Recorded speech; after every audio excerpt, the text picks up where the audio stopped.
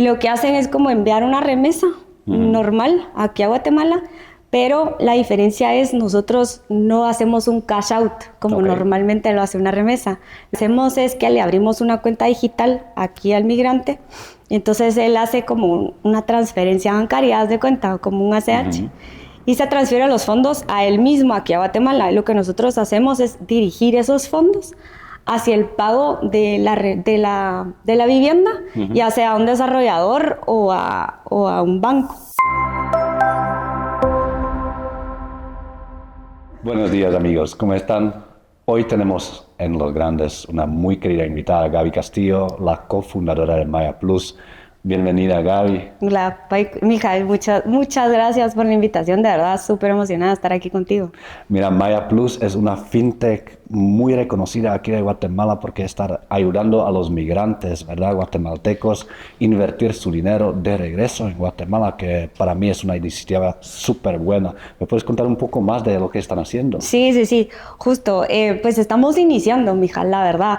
Y lo que queremos es eso, tener como más visibilidad, porque como tú dices, creo que el proyecto tiene bastante impacto y sí, lo que queremos es empoderar a los migrantes, empoderarlos en el sentido de que ellos se van, hacen un viaje súper largo y tienen un esfuerzo bastante grande en Estados Unidos, y cuando mandan aquí las remesas, a veces pues el uso de aquí que el familiar le da pues no es el óptimo, ¿verdad? Entonces aquí lo que queremos es que ellos puedan invertir en algo en donde se sientan seguros que su dinero fue bien invertido, valga la redundancia. Entonces, como Maya Plus es eso, es el intermediario, el vehículo para que ellos puedan tener ese empoderamiento de a dónde van los fondos que ellos tienen. ¿Cómo nació Maya Plus? Bueno, Maya Plus tiene una historia bastante bonita. Detrás de la idea de cómo nació, pues hay un trabajo de más o menos unos 30 años de mi papá en el sector inmobiliario aquí en Guatemala. Él se dirigió bastante al sector low income de aquí de Guate, un sueldo mínimo, en donde las personas no tenían acceso a un sistema bancario porque no eran sujetos a crédito. Entonces, él lo que les dio fue esa oportunidad de tener un financiamiento para acceder a la compra de un bien inmueble. Y pues ahí se fue dando cuenta que habían ciertos bemoles en cuanto a veces se atrasaban las personas en sus pagos mensuales. Y daba la casualidad que el titular, o sea, el que estaba pagando el lote, era un migrante. Y entonces él mandaba su remesa así normalmente y pues nunca llegaba al destino que él quería, que era pagar el bien inmueble. Y lo que hacían era que el familiar por alguna razón había tenido alguna emergencia y pues lo usaba para otras cosas.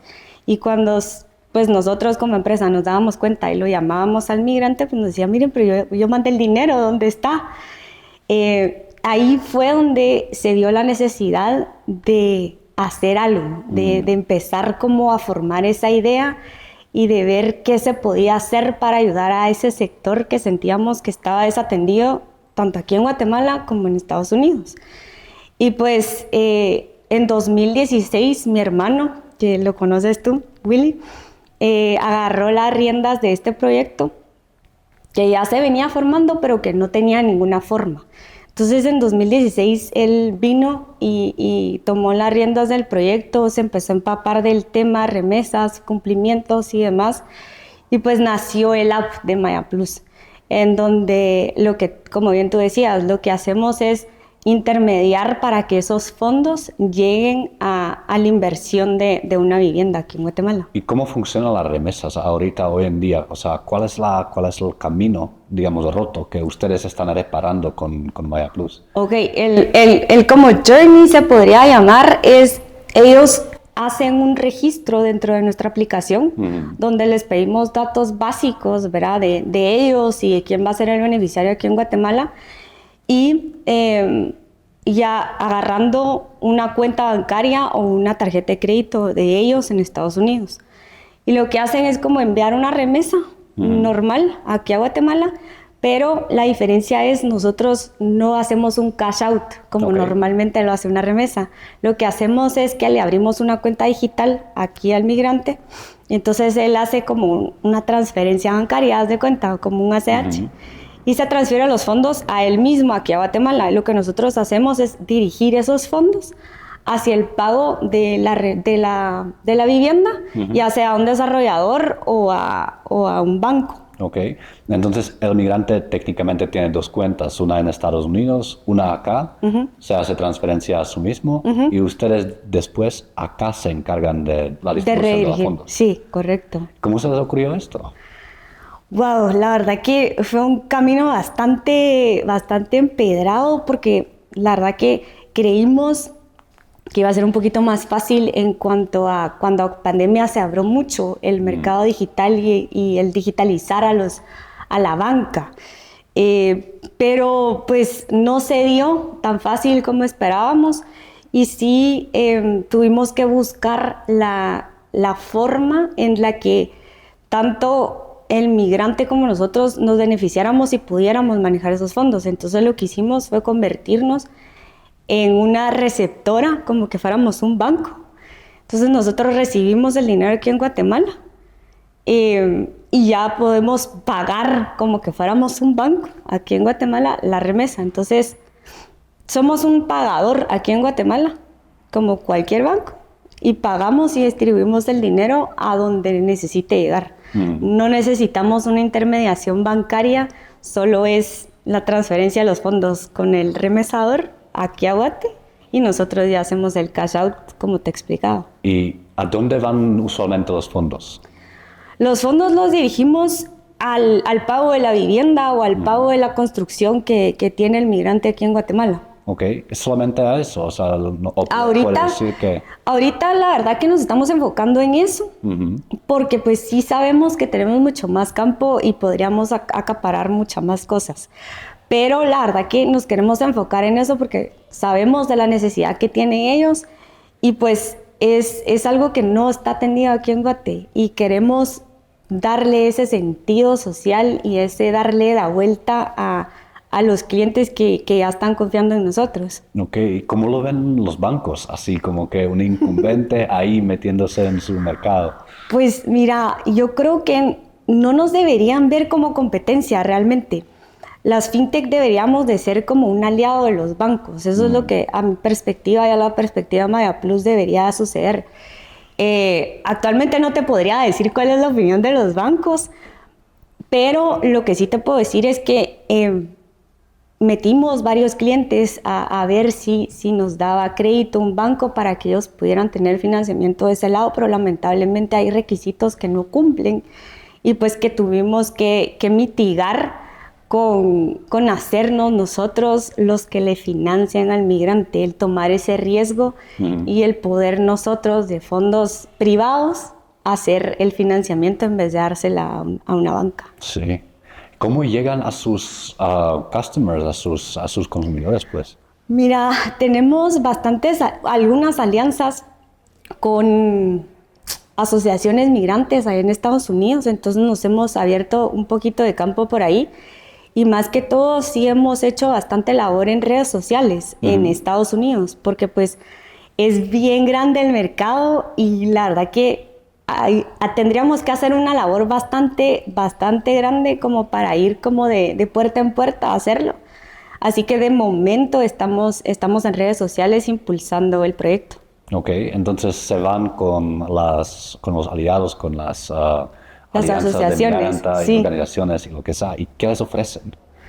Pues la verdad que ellos lo que nos han expresado es que ellos sí ven igual que nosotros la necesidad de que los migrantes puedan apoyar a sus comunidades de origen en cuanto a desarrollo, en cuanto a que la construcción sea un poquito mejor y los servicios igual mejoren, porque puedes ver muchos pueblos aquí en Guatemala que tienen un montón de desarrollo, un montón de construcción, pero es una casa en medio de la nada con pocos servicios y la verdad que lo que ellos quieren es que sus comunidades de origen crezcan y tengan un desarrollo más humano, más acorde a lo que pues a ellos les cuesta, pues si a ellos les cuesta mandar su remesa y entonces de esa manera pues nos hemos hecho bastante aliados con ellos y lo que hacen es apoyarnos y darnos esa visibilidad y esa credibilidad con los migrantes que ellos tienen contacto, porque la verdad que siempre como guatemaltecos, no sé si te has dado cuenta, siempre como nos juntamos un montón y nos apoyamos un montón a la hora de estar en el extranjero, y eso es lo que hacen los migrantes. Se apoyan entre ellos y esas comunidades que forman pues son bastante confiables para ellos que cualquier otro externo que se les acerque a ofrecerles algo más. Entonces, ustedes hablan con esas comunidades, se acercan y escuchan sus problemas Sí. y después trabajan en resolverlas. Sí, correcto. De esa manera fue que nos dimos a conocer ahí con Maya Plus, porque la verdad que fue un acercamiento con una asociación que está en Maryland. Y la verdad que nos abrieron bastante las puertas ellos y fueron bastante abiertos en cuanto a conectarnos con la comunidad migrante que ellos tenían, porque tienen bastantes asociados. Y la verdad que el proyecto les llamó bastante la atención por el simple hecho de que ellos iban a regresar algo de lo que ellos están haciendo allá, aquí a Guate. Qué bueno, qué bueno. Y a la hora de llegar a Guate, ¿cómo lo recibieron acá los familiares y toda la gente que realmente está beneficiándose, ¿verdad?, de las remesas? Porque me imagino que mucha de esa gente, como tú mencionaste, tuvo necesidad financiera, utilizaba el dinero para otra cosa y ahorita, obviamente, esta fuente está limitado porque todo el dinero va hacia la vivienda, ¿verdad? Sí, sí, sí. Mira, la verdad que ahorita, pues como te digo, estamos empezando. Y justo estamos iniciando con nuestros primeros 2 casos de éxito aquí en Guate. El primero fue una migrante de Chicago, que vive en Chicago, en Estados Unidos. Y ella siempre quiso, desde que se fue, darle a su hijo una vivienda en vez de que él alquilara. Y la verdad que es una historia bastante que te toca bastante el corazón, porque es el esfuerzo de toda una vida de ella que se fue y dejó a sus hijos aquí en Guatemala. Y ahora ver que ya es un hecho el que ya se está haciendo una construcción y donde pueda vivir su hijo, es bastante gratificante tanto para nosotros como para ella, porque pues ella nos dice, miren, o sea, yo busqué por todos lados, de todas las maneras posibles y no encontraba quién me pudiera ayudar para yo poder de alguna manera pagar, no de un solo, ¿verdad? Porque no pueden, Sí. pero de ayudarlos de pagar por poquitos algo que pudiera beneficiar a mi hijo y dejara de pagar un alquiler, por ejemplo. Entonces, son historias que te tocan bastante el corazón y pues la verdad que estamos de verdad bastante agradecidos y bastante emocionados de poder no solo ayudar este caso, sino que poder llegar a más personas y beneficiarlas con esta ayuda y con este proyecto. Genial, eso es absolutamente impresionante. ¿Y por dónde van el camino? O sea, ahorita tienen los primeros casos, tienen las alianzas, ¿verdad? ¿Y cuál es el próximo paso para Maya Plus? Bueno, ahorita la verdad lo que queremos es como darnos un poquito más de visibilidad, tener un poquito más de tracción, porque pues obviamente eso te da más credibilidad y te da más estabilidad en cuanto al negocio como tal. Pero sí, lo que queremos es afianzarnos en el mercado de allá de Estados Unidos y pues también estábamos trabajando otras alianzas que también benefician tanto al migrante como a la familia aquí en Guatemala, que son alianzas para tener seguros de accidentes y de vida para los familiares aquí en Guatemala. Y el seguro de vida para el migrante de allá de Estados Unidos si llegara a pasarle algo. Entonces, en esas alianzas por el momento estamos trabajando, pero sí queremos, como te digo, afianzarnos bien en ese mercado y que creamos esa credibilidad y esa confianza de la comunidad migrante que pues ya está viendo los frutos de que no estábamos hablando ninguna mentira o que estábamos ofreciendo humo. No, qué bueno, porque ahí en la fundación, ¿verdad?, de lo que han hecho, el track record y todo eso, ahí se crea la confianza. Porque si realmente cumples tu palabra, si realmente entregas lo que has prometido, si realmente se puede depender en tu servicio, o sea, de boca a boca la gente se lo va a decir. Correcto, Totalmente. Pero ¿cómo esto está conectado con el negocio de tu papá? Porque tu papá ya lleva 30 años en esto, ¿verdad? Sí. Maya Plus está conectado por esa necesidad que te decía. Mi papá tenía muchos clientes que en realidad no eran las personas que estaban viviendo aquí en Guatemala en el lote que estábamos vendiendo, sino que eran los familiares migrantes. O sea, mi papá tenía migrantes pagándole inmuebles aquí en Guatemala sin él saberlo. Hasta que había un atraso, entonces mi papá se daba cuenta de que llamaba al señor en Estados Unidos y pues el dinero sí lo había mandado, pero nunca había llegado a nosotros.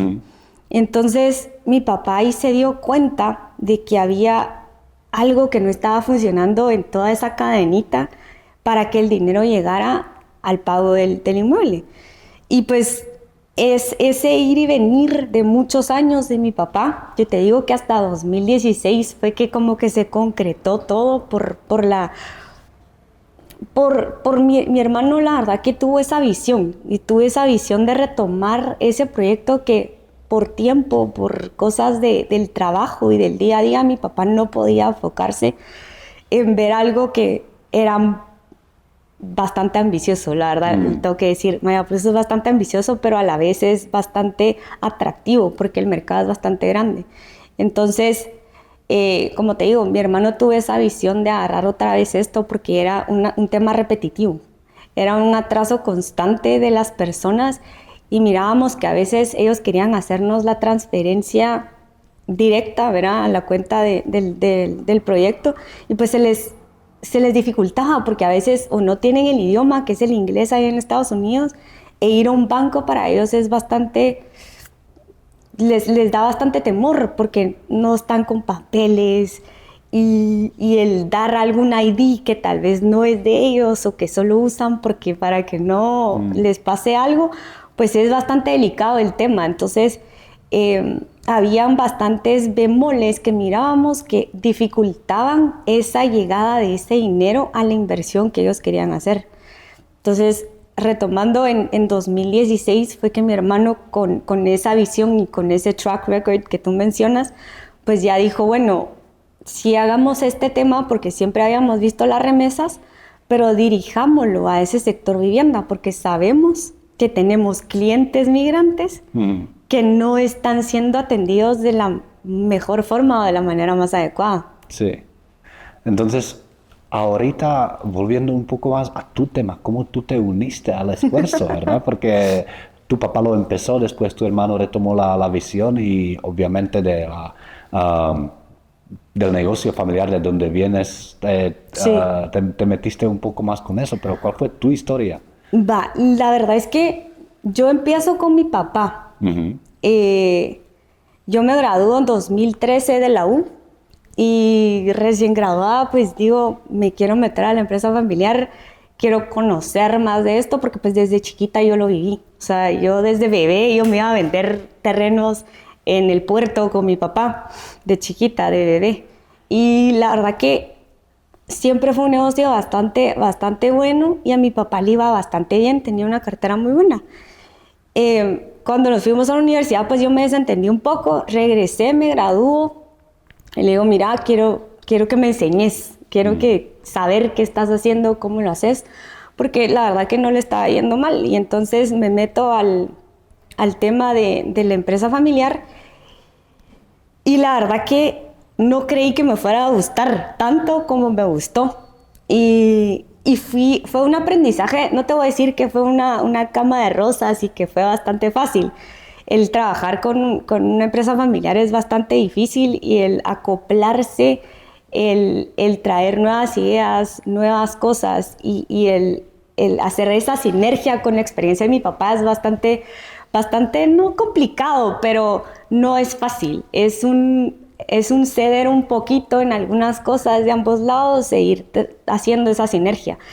Entonces, yo llevaba unos 10 años más o menos ya con la empresa de mi papá ahorita. Y pues yo siempre he visto todo ese tema de la cartera y todo el financiamiento de los clientes. Entonces también miraba la temática de los atrasos, de por qué se atrasaban. Me acuerdo de un caso puntual que yo tuve que ayudar a una persona migrante en Estados Unidos que era cliente de mi papá y yo le tuve que hablar a la persona que trabajaba en el banco de servicio al cliente porque la señora no hablaba inglés y como yo hablaba inglés y podía hacerlo, pues la ayudé a hacer una transferencia bancaria. Entonces yo miraba también ese tema que daba un bloqueo que no me gustaba, o sea, sabía que había algo que tenía que hacerse como para mejorar esto. Y el tema de remesas, que siempre fue un tema que fue en Guatemala es bastante fuerte, porque mantiene nuestra macroeconomía, entonces es algo que siempre le tuvo puesto el ojo a mi papá y siempre lo platicábamos, de cómo hacer para que los migrantes tuvieran esa facilidad de mandar las remesas.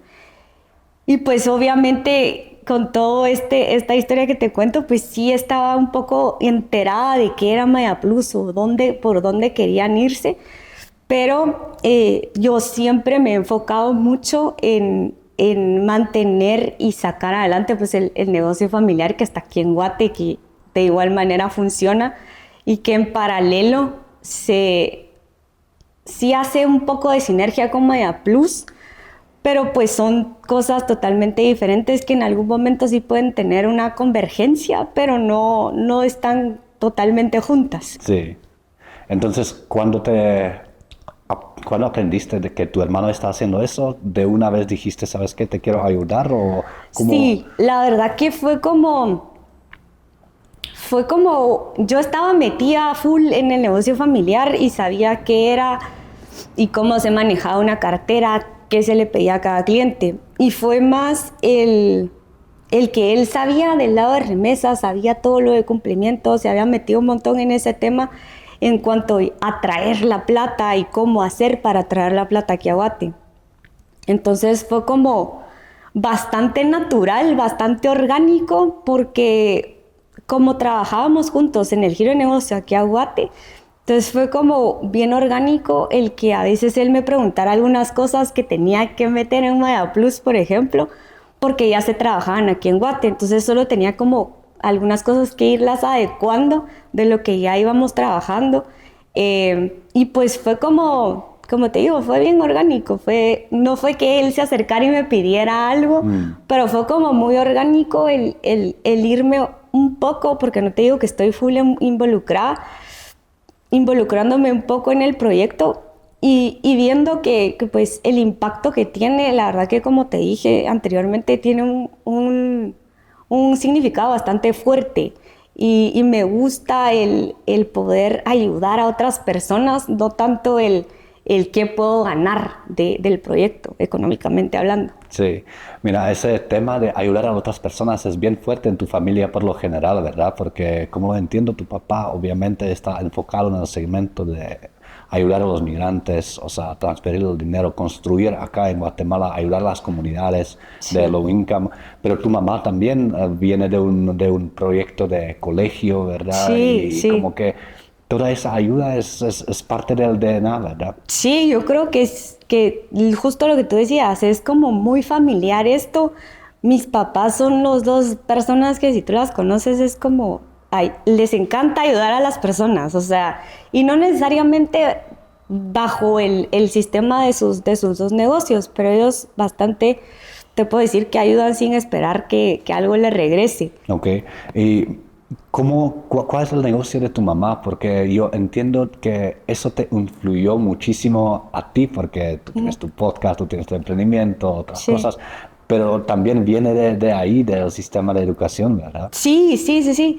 Mi mamá, la verdad que también es una historia bastante bonita. Mi mamá se graduó de maestra de preprimaria aquí en Guatemala y pues así empezó a trabajar del colegio de donde se graduó, que usualmente así hacía, no sé si todavía hay carrera de magisterio aquí en Guate, pero así empezó. Y cuando se conocieron con mi papá, pues dejó un poquito al lado eso, porque pues estábamos nosotros y empezaba la familia y así.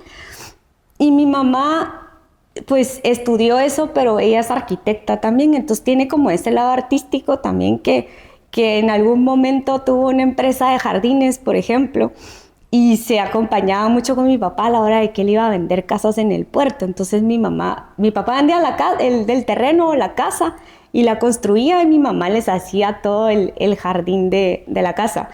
Entonces, pero siempre supimos que quería regresar al colegio o al sistema de educación y todo lo que tiene que ver con eso. Después se metió a trabajar con un grupo de amigas en un colegio como directora. Y a los años, no me acuerdo cuántos, porque la verdad yo era bastante chiquita, he tenido como unos 10 años, pero le dijeron, ¿por qué no ponemos? Ellos tenían el colegio aquí en zona 14, y le dijeron, ¿por qué no ponemos un colegio en zona 11 en Guatemala? Aquí en Guate. Y pues como que le picó otra vez la hormiguita. Y entonces nació la idea de hacerse socia de 4 amigas. Se juntaron estas 4 amigas, ponen un colegio ahí en Majadas, a la par de Canal 3, en zona 11. Y nace Trozos. Trozos es un colegio de preprimaria en donde hay niños de 1 a 6 años. Y esto dura alrededor de unos 15 años por ahí, no me acuerdo cuánto exacto. Pero se especializaba mucho en niños chiquitos y en darles esa educación y ese estímulo temprano que necesitaban para estar listos e irse al colegio grande. Las necesidades fueron cambiando y los papás le pedían que pudiera más grados y así. Y la verdad que orgánicamente igual fue creciendo. Ahora el colegio ya tiene hasta primero básico. Y pues la verdad que es la pasión de mi mamá. Mi mamá llega al colegio y es feliz. O sea, es su mundo y la verdad que los niños tienen una energía bastante linda que se contagia. Y pues a mí con este tema, pues sí me costó un poquito. No te voy a decir que fue fácil, que yo, ay, sí, o sea, no. La verdad que yo nunca pensé que me fuera a gustar tanto como el tener contacto con niños o el moverme en ese mundo de la educación, porque yo era muy administrativo, muy de que follow the rules. Y la verdad que en el colegio te da bastante libertad como para hacer bastantes cosas que la verdad que me fue complementando de una manera que me iba dando cuenta de cómo podías dar tú de regreso. En cuanto a negocio, te digo, porque pues obviamente es un negocio lucrativo, pero tú das bastante de regreso cuando le das una educación de calidad a un niño. Entonces, ¿cómo te involucraste ahí con tu mamá? Fue una historia bastante chistosa también, porque yo me involucro porque me dicen, mira, fíjate que queremos poner una tiendita, porque el colegio no tenía tienda. Entonces me dijeron, mira, o sea, había una, pero, o sea, tú llegabas y no había nunca nada. Entonces me dijeron, mira, ¿nos puedes ayudar de ese lado? Entonces yo dije, bueno, ok. Me empiezo a involucrar en la tienda y la verdad que dije, bueno, o sea, va a ser de que les organice, les haga un Excel o lo que sea. Pero me fui dando cuenta que sí tiene su complejidad, o sea, aunque fuera chiquito, llevar como un inventario y tener como productos para la venta que no se te pasen y hacer un montón de cosas, pues sí tiene su complejidad. Y de eso, pues nace que yo ponga para mi beneficio al final de cuentas, porque la verdad que no lo hice pensando en que podía hacerse algo más. Creé una plataforma de administración de la tienda. Y entonces, ya teniendo todo eso, pues obviamente me fui involucrando con todo lo del colegio. Y como tenía experiencia del lado de cobranza en el lado de mi papá, pues me dijo, mira, ayúdame de ese lado y estructurame mejor cómo estamos llevando todo lo de la cobranza del colegio. Más que nada es administrativo, pues, sí. Pero así fue como me metí. ¿Y te gustó desde entonces? ¿Te involucraste? La verdad es que sí. En el tema? La verdad es que sí. O sea, te digo, no sé tanto de educación porque no es algo que sepa o que él haya leído mucho, pero creo que el involucrarme y el estar en ese ambiente en el que todo el mundo, si te puede enseñar algo, te lo enseña, es bastante enriquecedor porque no solo miras el lado administrativo y el lado de que, ay, sí, o sea, cómo estamos llevando todo, las finanzas, y de que si no hay robos, y de que ese tipo de cosas como muy administrativas, la verdad que te da otro enfoque porque, como te digo, los niños tienen una energía bastante linda y el estar trabajando con ellos, porque me he metido en redes, me he metido en esto de la tienda y entonces a veces me ha tocado como yo atender a los niños en la tienda o yo estar pendiente de qué estamos sacando en redes, de que llegue y que tenga un impacto para gente nueva que nos conozca. Entonces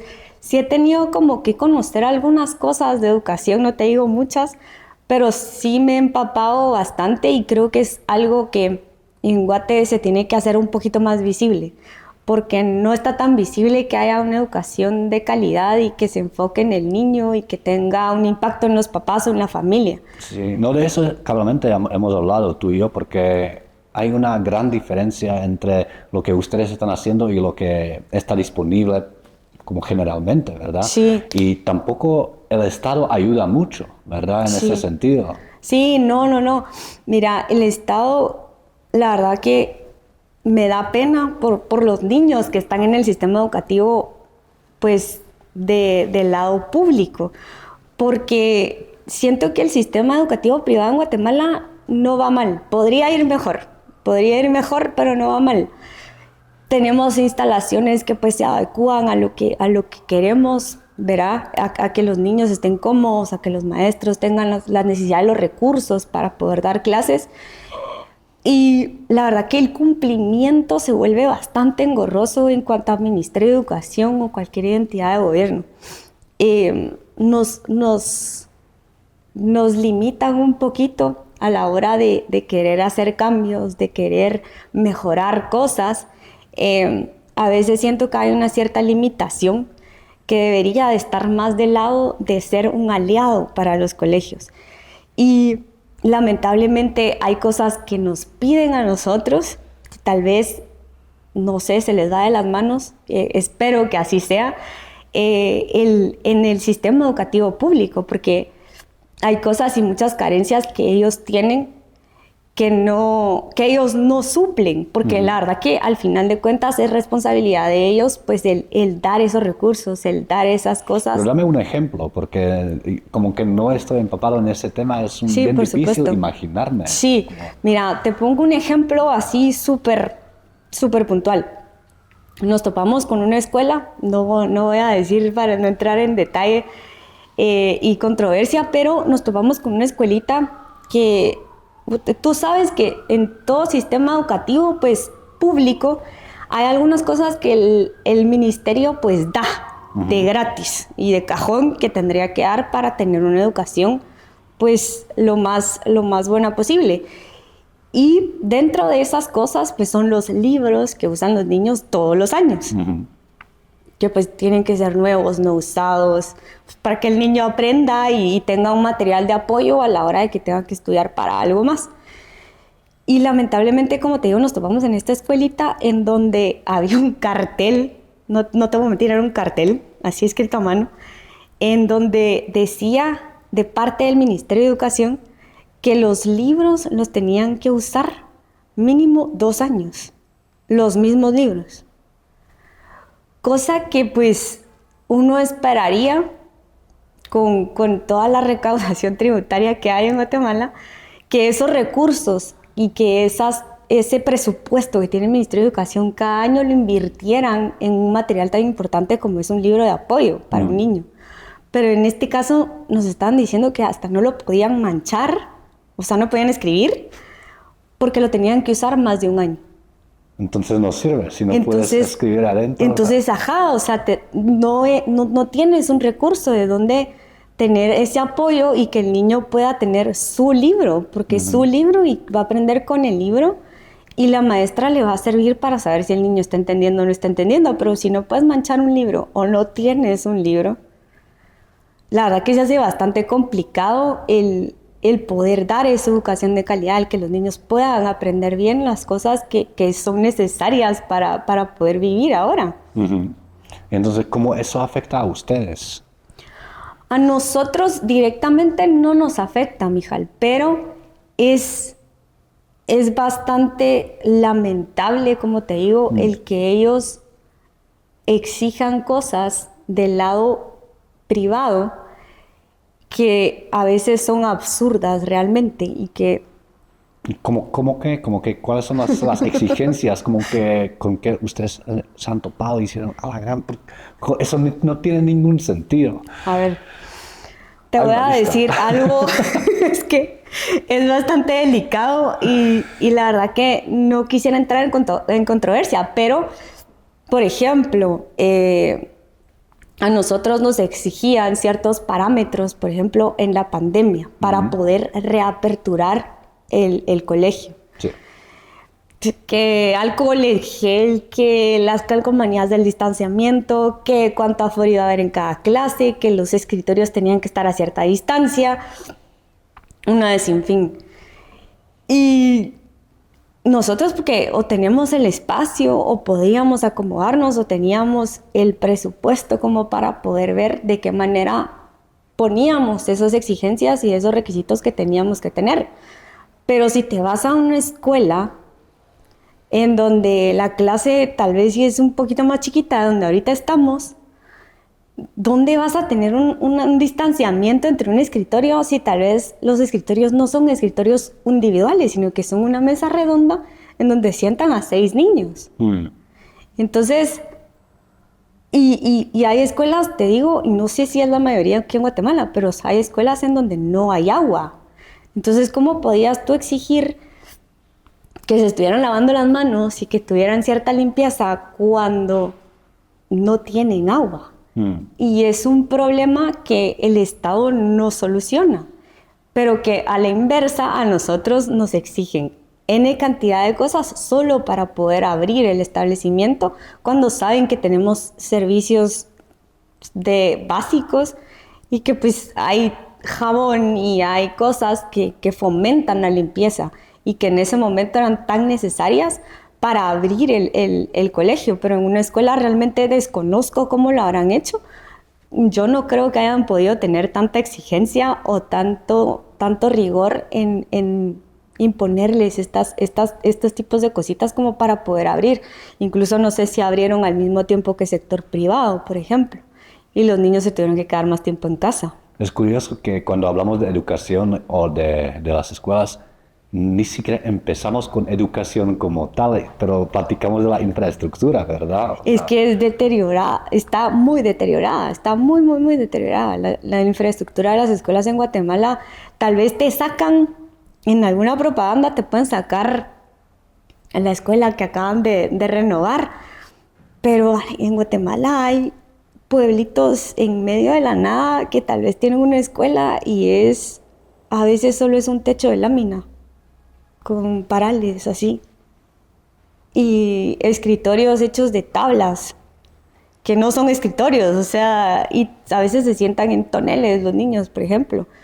Entonces son cosas que, como tú dices, no estamos hablando de la educación y de algo que debería de ser más un tema intelectual, por así llamarlo, sino que estamos hablando más de una infraestructura que está deficiente o que no existe.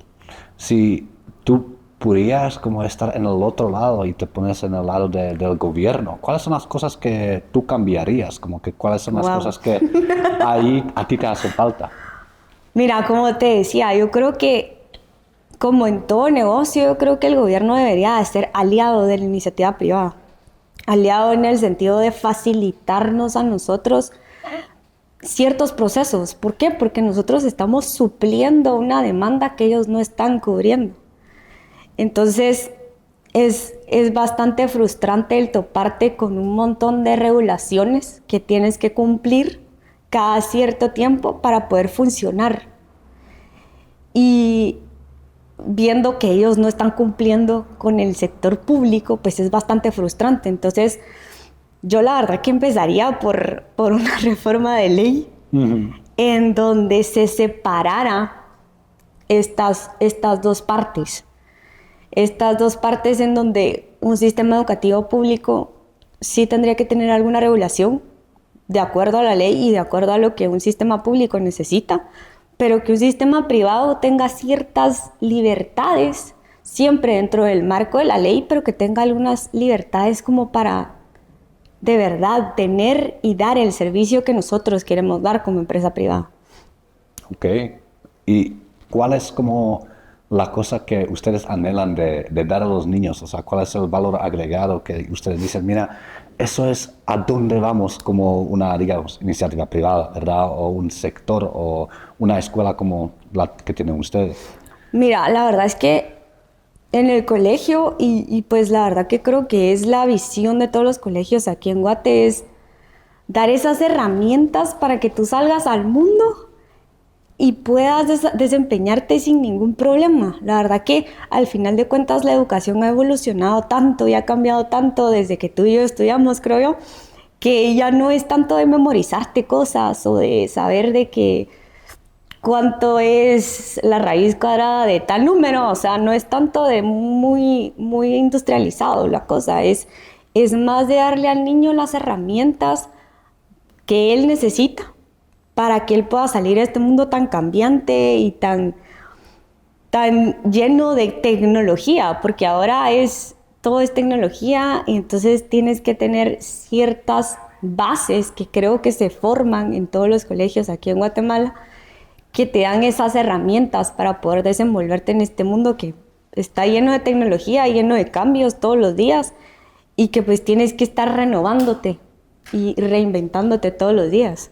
Y mira, hablando de reinnovación, o sea, tú y yo nos conocimos por tu podcast, ¿verdad? Entonces, Ajá. como que, ¿cómo empezó la iniciativa ahí? Porque me imagino que eso fue durante el COVID y también reinnovarte y Sí, reinventar como qué estás haciendo y salir de ahí un poco también mentalmente, ¿verdad? sí, o sea, cabal, como tú dices, el COVID fue algo que vino a hacer un cambio total en la vida de todas las personas.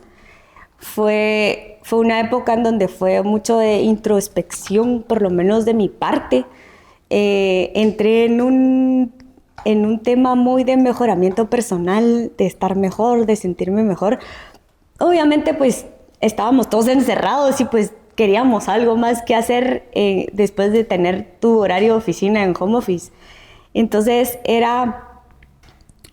fue eso, el primero fue eso, fue con una amiga, la idea nació ahí en el COVID y fue una válvula de escape en donde podíamos hablar lo que nosotros quisiéramos sin que nos pararan, sin que tuviéramos que pagar algo, o sea, simplemente empezó a fluir algo y una plática en donde tocábamos temas que a veces o nos enojaban, o nos poníamos tristes o teníamos algún problema, incluso yo en ese entonces, en COVID, me quebré el pie, me quebré el tobillo y entonces yo estaba inmovilizada totalmente y fue una de las cosas que a mí me ayudó bastante el tener el podcast porque podía hablar de un montón de cosas que a mí se me estaban dificultando o que me frustraban mucho por no poderme mover.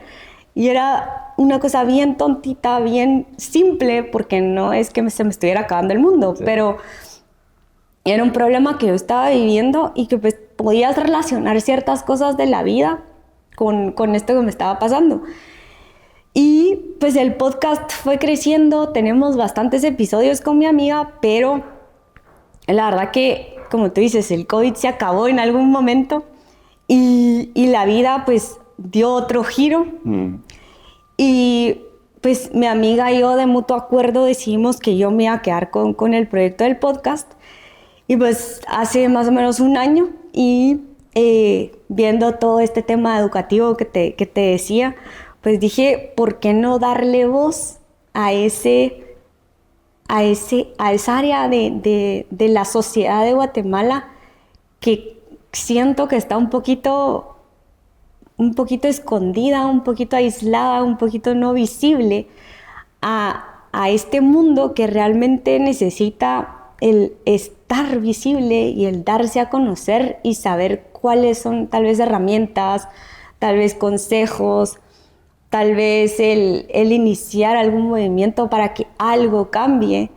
Entonces, esa fue la visión de por qué cambié la temática de un mejoramiento personal, un wellness, a ya traerlo a un mundo en donde hablo de educación. Obviamente no me cierro tanto a solo temas educativos o algo que tengan que aprender, sino que lo que quiero es que sea como un espacio libre, un espacio en donde se pueda hablar de educación y estos temas que siento que da para mucho y que puede convertirse esa voz de ese cambio que creo que todo el sistema educativo de Guate necesita. Ok. ¿Cómo te va con el nuevo giro del podcast? Pues la verdad que, mira, bastante bien, la verdad me tiene súper emocionada, tengo nada más 3 capítulos, pero capítulos en donde me doy cuenta y me voy dando cuenta de que no de que no estoy sola, pensando en que puede haber un cambio, se tiene que hacer un cambio dentro del sistema educativo de Guate. La verdad que bastante satisfecha con los invitados que tengo, temas bastante interesantes en cuanto a historia de un colegio que tiene ya 100 años aquí en Guatemala. Tengo a una persona que es psicóloga hablando de temas de cómo al final y no es tratar al niño, sino que es tratar al papá. Ok. Y por último tengo uno con un abogado tratando temas legales, incluso temática un poquito de en cuanto a demandas o temas en cuanto a legalidades que tienen que ver en el colegio. Y pues la verdad que próximamente voy a tener un tema de neurodiversidad en el podcast, en donde hablo con una persona que trabaja en ese campo. ¿Y cómo llegas a esos temas? Por ejemplo, el tratamiento de los papás y de los niños es bastante curioso, ¿verdad? Porque, o sea, no es un tema que sea súper mainstream, ¿verdad? No, no. O sea, usualmente tú piensas ir a un psicólogo porque va a tratar al niño o en algún problema que él tenga, ya sea déficit de atención o autismo, lo que sea. Y al final ya hay cosas que tal vez si no tiene un diagnóstico el niño y solo necesita como un orden o una rutina, y que al final ese orden o esa rutina no es responsabilidad del niño, porque es un niño. Sí. Al final es responsabilidad de los papás. Entonces, es el ordenar a los papás, el darles herramientas a los papás. Entonces, en ese episodio tratamos ese tipo de temáticas en donde me decía, mira, hay veces que tal vez el problema emocional que el papá tenía se lo traslada al niño y el niño reacciona. Y entonces, al que tenemos que trabajar al final es al papá, porque entonces se tiene que dar cuenta de hacer consciente de ese problema que tiene para no afectar al niño. Son temas que creo que van saliendo por también algunos casos que voy viendo en el colegio, pero es bastante interesante, como te digo. Yo nunca pensé que me fuera a interesar en algo así, pero han salido bastante orgánicos y bastante amigables en el sentido de que tienen ese espacio. Eso es lo que les entusiasma de ir a hablar a un espacio en donde ellos pueden decir qué piensan o qué están trabajando y qué están haciendo para mejorar la educación en Guate. ¿Y qué piensa tu mamá? Como que ella está en el ámbito toda su vida y ahorita tú tienes un podcast de educación y estás más empapándote del tema, tiene que estar súper orgullosa. No, mi mamá está feliz, o sea, porque yo creo que nunca pensó que me fuera a meter en este mundo. Yo la verdad tampoco, te juro que estoy bastante impresionada de la verdad que es un tema que da bastante campo y se puede hacer bastante, o sea, se puede hacer tanto y se está haciendo tan poquito, que la verdad que darle ese espacio y esa importancia dentro de ese espacio creo que doy a la sociedad. O sea, no me lo quedo yo, lo que quiero es que todos lo conozcan y que sea más visible. Y eso es el giro que tú ya tienes pensado ahorita para el podcast como un nuevo formato y darle ese espacio a esas personas del lado de educación. Sí. Incluso, o sea, no tienen que ser personas totalmente en el mundo educativo. Yo creo que la educación puede venir de cualquier lado. O sea, tú me puedes enseñar algo a mí, yo te puedo enseñar algo a ti. Entonces es como algo súper abierto en donde si queremos hablar de un tema, por ejemplo, de, no sé, de bicis, por ejemplo, podríamos hablar. Y de verdad que es un tema que de educación ahora no debería estar como más abierto. O sea, es un tema como muy solo de startups o emprendedores o de inversionistas, y es algo que tal vez los niños ahorita necesitan saber o los papás, o la verdad que es un tema, educación te da mucho. Entonces no me cierro a un sistema educativo o a las personas que solo trabajan en el sistema de educación. Te da mucha apertura ahí, como que hablar de lo que a ti te interesa, ¿verdad? Sí. Entonces sigues con el espacio que creaste en el COVID, como que te viene a mente, como poder hablar con las personas que te interesan, ¿verdad? Y al fin de cuentas, o sea, de eso se trata un podcast así, ¿verdad? Sí. correcto. Mira, Sí. ¿y cómo manejas todas tus aristas de la vida? Porque tienes el emprendimiento, estás hablando de tu mamá, tienes el podcast, estás hablando con inversionistas para Maya Plus, estás ahí como que con todas esas cosas, o sea, ¿cómo lo manejas? ¿Dónde encuentras el balance? Wow, es una pregunta que la verdad que es difícil de contestar porque ha sido bastante orgánico, Mijal. O sea, no, no te podría dar una fórmula o no te podría decir cómo me organizo para hacer tantas cosas. A veces hasta yo me asombro de cómo saco tiempo, pero yo creo que son bases, como te decía, es una base que a mí me educaron desde chiquita. El poderme dedicar a cosas que me gustan y que cuando le estoy dando tiempo no las veo como trabajo, sino que es algo que me entretiene, me gusta, me da alegría. Y al final esa organización creo que se va dando de cajón. Yo no la tengo que planear mucho. O sea, el tiempo va surgiendo y para cada cosa ahí está el tiempo. No me preguntes cómo, pero ahí está. Y pues, la verdad que creo que es eso, es el que me guste tanto hacer lo que hago.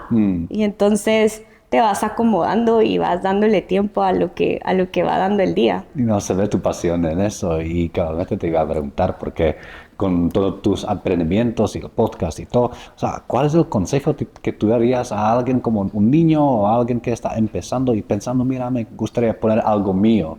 Porque también Maya Plus ha sido lento, o sea, el camino ha sido duro, el desarrollo Sí. ha sido como que no es que de un día a otro tienes una startup y ya estás pegándola y te lanzan dinero encima de tu cabeza, no es así, Sí, no ¿verdad? es así.